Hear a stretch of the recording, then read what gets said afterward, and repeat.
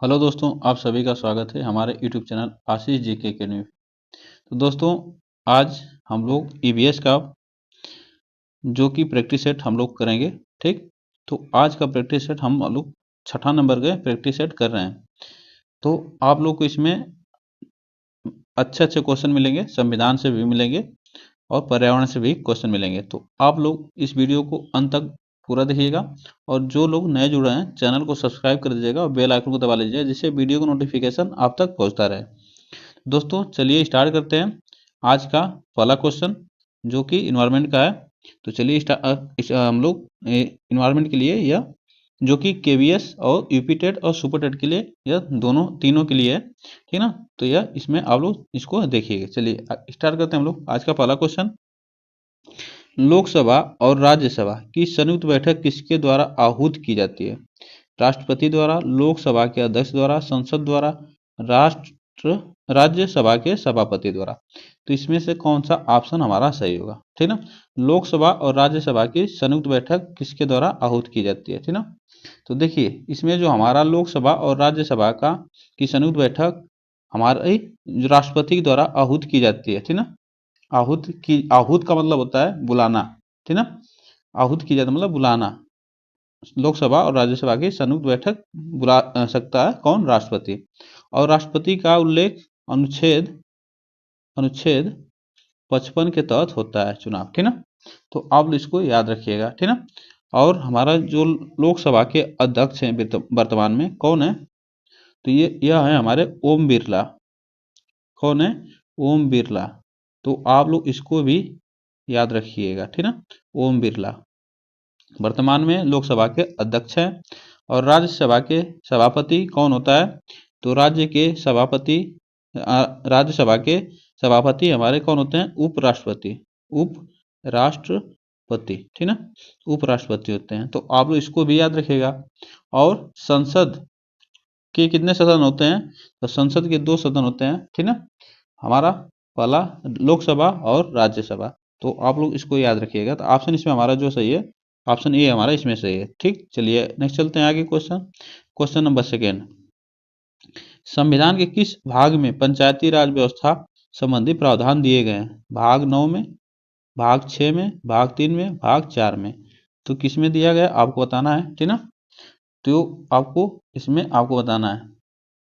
देखिए, जो हमारा प्रावधान दिया गया है पंचायती राज व्यवस्था का, इसमें ऑप्शन हमारा ये सही होगा। ठीक ना। कौन सा सही है? ये सही है, भाग 9 में। ठीक, ऑप्शन इसमें हमारा ए सही है। और हमारा जो भाग 6 है, इसमें हमारा कहा गया है राज्य की कार्यपालिका की शक्ति होगी। कार्यपालिका की शक्ति होगी। ठीक, तो आप लोग इसको भी याद रखिएगा। और जो हमारा भाग 3 है, इसमें हमारा मौलिक अधिकार का उल्लेख किया गया है। मौलिक अधिकार, ठीक ना। मौलिक अधिकार का उल्लेख किया गया है।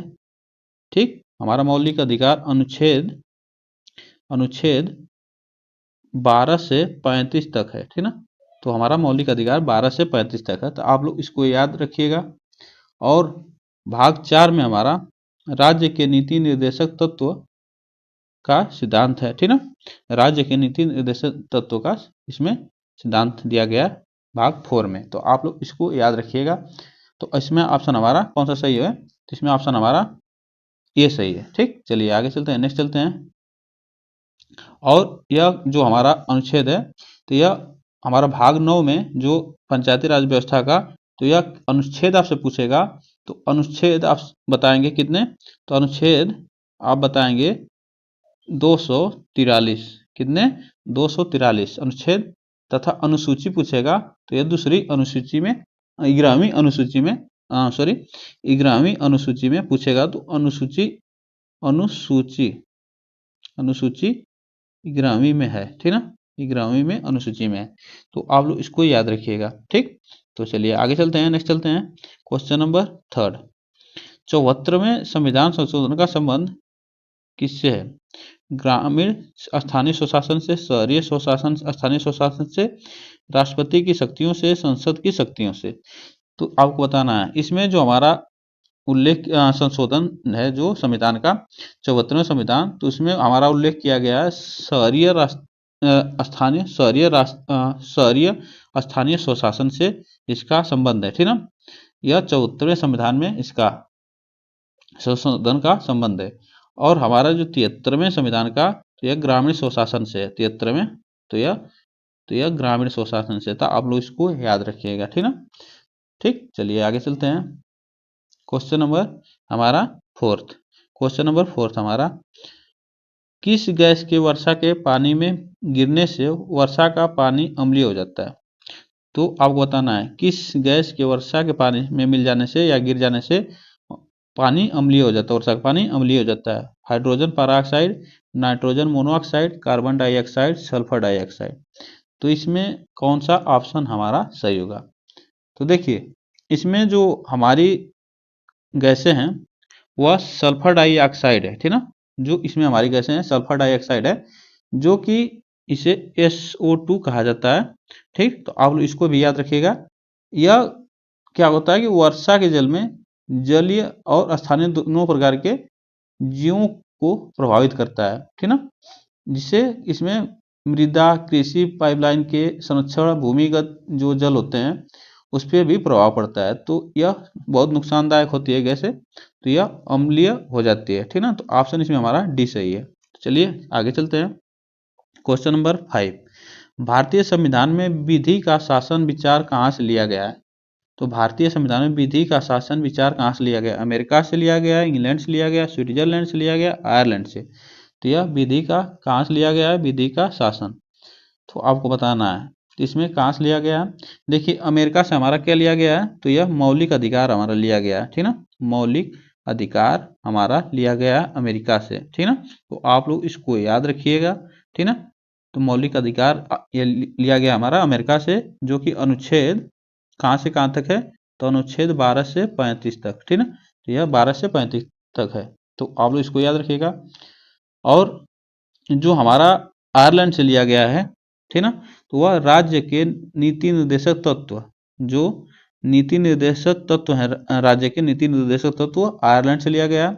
और राष्ट्रपति के निर्वाचन मंडल की जो शक्तियां व्यवस्था होगी, मंडल की व्यवस्था होगी, ये भी हमारा आयरलैंड से लिया गया है। तो ऑप्शन इसमें हमारा जो सही है, तो इसमें ऑप्शन हमारा कौन सा सही है? तो इसमें ऑप्शन हमारा इंग्लैंड सही है, ठीक ना। बी ऑप्शन सही है, जो विधि का शासन इंग्लैंड से लिया गया है। तो ऑप्शन इसमें हमारा बी सही है, ठीक। चलिए आगे चलते हैं। क्वेश्चन नंबर 6, लोकसभा के चुनाव हेतु अधिसूचना कौन जारी करता है? लोकसभा के चुनाव हेतु अधिसूचना कौन जारी करता है? भारत का निर्वाचन आयोग, राष्ट्रपति, गृह मंत्रालय और लोकसभा सचिवालय। तो आपको बताना है कौन इसमें जारी करता है, ठीक ना। तो देखिए, इसमें हमारा जो लोकसभा चुनाव हेतु क्या करता है? भारत का निर्वाचन आयोग क्या करता है? अधिसूचना जारी करता है। और क्या करता है? और यह एक अस्थाई संवैधानिक निकाय, और उसमें जो चुनाव होते हैं उस पर क्या करता है? आचार संहिता लागू भी कर सकता है, ठीक ना। राज्य नीति दलों के लिए क्या करता है? आचार संहिता भी लागू संहिता तैयार करता है। तो यह भारत का निर्वाचन आयोग, ठीक ना। तो यह इसकी स्थापना कब हुई थी आपको बता दें, तो इसकी स्थापना 25 जनवरी 1950 को हुई थी। 25 जनवरी 1950 को हुई थी। तो यह आप लोग इसको याद रखिएगा, भारत का निर्वाचन आयोग 25 जनवरी 1950 को हुई थी इसकी स्थापना। तो ऑप्शन इसमें हमारा ए सही है, ठीक। चलिए आगे चलते हैं। क्वेश्चन नंबर 7, लोकसभा की कार्यवाही के प्रथम घंटे को कहा जाता है? तो क्या कहा जाता है? सार्वजनिक काल, विशेषाधिकार काल, शून्यकाल, प्रश्नकाल। तो लोकसभा की जो सार्वजनिक बैठक होती है, प्रथम घंटे उसका होता है जो, ठीक, तो उसे क्या कहा जाता है? तो यही पूछ रहा है। जो हमारा उसका पहला घंटा होता है, तो वह हमारा क्या कहलाता है? तो वह प्रश्नकाल कहलाता है, ठीक ना। वह प्रश्नकाल कहलाता है, जो कि पहले घंटे में सिर्फ प्रश्न पूछा जाता है और इसमें मंत्री उत्तर देते हैं, ठीक ना। तो यह प्रश्नकाल होता है, ठीक। तो ऑप्शन इसमें हमारा डी सही है, तो आप लोग इसको याद रखिएगा। चलिए आगे चलते हैं। क्वेश्चन नंबर 8, वर्षा जल संग्रहण क्या है? वर्षा जल संग्रहण क्या है आपको बताना है। तो वर्षा जल संग्रहण क्या है? वर्षा जल संग्रहण क्या है? प्रयुक्त जल का संग्रहण और भंडारण, वर्षा जल का जमाव और भंडारण, पानी का वितरण, उपरोक्त में से कोई नहीं। तो इसमें जो हमारा ऑप्शन सही होगा वर्षा जल संग्रहण क्या है, तो वह जो हमारा ऑप्शन सही होगा तो वर्षा जल का जमाव और भंडारण यह क्या कहलाता है? वर्षा जल का संग्रहण कहलाता है। तो ऑप्शन इसमें हमारा बी सही है, ठीक ना। तो आप लोग इसको याद रखिएगा। चलिए आगे चलते हैं। क्वेश्चन नंबर 9, भारतीय गैंडा कहाँ संरक्षित हैं? तो भारतीय गैंडे कहाँ संरक्षित हैं आपको बताना है। जिम कॉर्बेट, यह कॉर्बेट दिया, Kaziranga national park, Bandipur national park, Gir national park, इसको आपको बताना है। तो कहाँ पे संरक्षित है हमारा गैंडा, ठीक ना। जो कि आपको बता दें इसमें जो हमारा ऑप्शन सही होगा, ठीक ना, इसमें जो हमारा ऑप्शन सही है तो यह काजीरंगा नेशनल पार्क है, जो कि एक सिंग के लिए, एक सिंग गैंडे के लिए, एक सिंग गैंडे के लिए प्रसिद्ध है, ठीक ना। जो कि यह कहाँ पे है, तो यह कहाँ पे है? असम में है। कहाँ पे? असम में। तो आप लोग इसको याद रखिएगा, ठीक ना। और हमारा जो कॉर्बेट नेशनल पार्क है, इसी का नाम पहले हेली नेशनल पार्क था, इसका नाम बदलकर Corbett national park, Jim Corbett national park रख दिया गया, जो कि यह उत्तराखंड में है। कहाँ पे है? उत्तराखंड में। तो आप लोग इसको याद रखिएगा। तो यह उत्तराखंड में है और यह बंगाल टाइगर के लिए प्रसिद्ध है। क्या यहाँ? तो यह टाइगर के लिए प्रसिद्ध है, बंगाल टाइगर। कौन? तो यह जिम कॉर्बेट नेशनल पार्क, तो यह बंगाल टाइगर के लिए जाना जाता है। और बादीपुर नेशनल पार्क यह कहाँ पे है? तो हमारा यह कर्नाटक में है, कर्नाटक में है, ठीक ना। और ये भी बाघ संरक्षण के लिए जाना जाता है, ठीक ना। टाइगर गर के लिए जाना जाता है, बाघ संरक्षण के लिए जाना जाता है। गिर नेशनल पार्क हमारा ये गुजरात में है, ठीक ना, गुजरात, ठीक ना। तो आप लोग इसको याद रखिएगा, गुजरात, यह जो गिर नेशनल पार्क है यह शेर, बब्बर शेर के लिए जाना जाता है। तो आप लोग इसको याद रखिएगा। यहाँ पे बब्बर शेर का संरक्षण किया गया, तो ऑप्शन इसमें हमारा बी सही है, ठीक। चलिए आगे चलते हैं। क्वेश्चन नंबर 10, निम्न में से कौन सा क्रम पारिस्थितिकी तंत्र में ऊर्जा प्रवाह के संबंध में सही है? तो ऊर्जा प्रवाह के संबंध में कौन सही है? उत्पादक, अपघटक और उपभोक्ता।